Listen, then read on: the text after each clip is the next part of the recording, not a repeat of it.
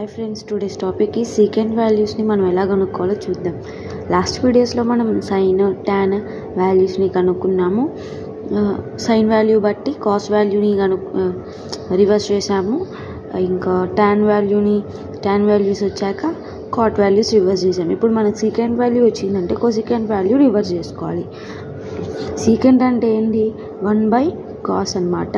అయితే ఇప్పుడు మనం కాస్ వాల్యూస్ అన్నీ రాసుకుందాము. ఇదిగో cos 0 degrees 1, cos 30 degrees √3/2, cos 45 degrees 1/√2, cos 60 degrees 1/2, cos 90 degrees 0. వీటి బట్టి మనం సీకెంట్ వాల్యూస్ని కనుక్కుందాం.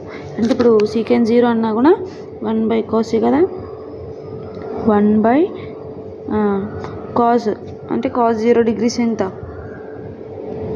1 అంటే ఏమొచ్చింది ఆన్సర్? 1/1. 1 1 0 1 1 0 అంటే 1 కదా. ఓకే, ఇది కూడా 1/cos 30 degrees ఎంత? √3/2 ఉంది. ఈ √3/2 అనేది రెసిప్రోకల్ అయితే 1 × 2/√3 అవుతుంది. 2/√3. ఓకే, ఆన్సర్ సీకెంట్ 30కి 2/√3. సీకెంట్ 45 అంటే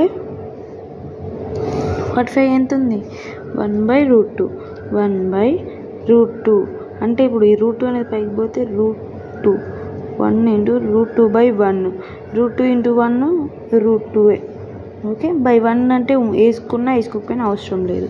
సీకెంట్ 60 1/cos అంటే cos 60 అంటే ఎంత ఉంది? 1/2. 1/2 ఇది పైకి పోతే 1 × 2/1. 2/1 అంటే 2. Okay, secant 90. 1/cos 1/0. 1/0 అంటే ఏం? 0తో నెంబర్ డివిజన్ చేయగలమా? నో. కాబట్టి నాట్ డిఫైన్డ్.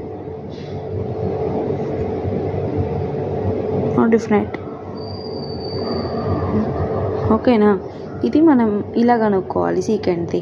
ఇప్పుడు ఏం చేద్దామంటే కోసీకెంట్ని వాల్యూస్ రివర్స్ చేద్దాం. అంటే సీకెంట్ వాల్యూస్ ఏంటి? మనం టేబుల్కి వెళ్ళిపోదామా మళ్ళీ? Secant ego 1 2/√3 √2 2 not define. ఇవన్నీ మనకు ఆన్సర్ వచ్చాయా లేదా? వచ్చాయి. 1/cos చేసినప్పుడు సీకెంట్ వాల్యూ వచ్చింది. దీని రివర్స్ నాట్ డిఫైన్ 90 degreesలో నాట్ డిఫైన్ ఉంది సీకెంట్కి. ఇప్పుడు 0 degreesకి వస్తుంది. 2 60 degreesలో ఉంటే ఇక్కడ 30 degreesలోకి వచ్చింది. 45 degrees సేమ్ ఉంటుంది ఎప్పుడైనా. చూడండి ఇక్కడ ఇవి రెండు సైన్ కాస్ సేమ్గా ఉంటుంది, టాన్ కాట్ సేమ్ ఉంటుంది, సీకెంట్ కోసీకెంట్ సేమ్గా ఉంటుంది. 30 degreesలో ఉన్న 2/√3 60 degreesలోకి వచ్చింది. 0 degreesలో ఉన్నది 90 degreesలోకి. ఇది మనకి సీకెంట్ వాల్యూ కనుక్కోవడానికి process. Thank you for watching this video friends.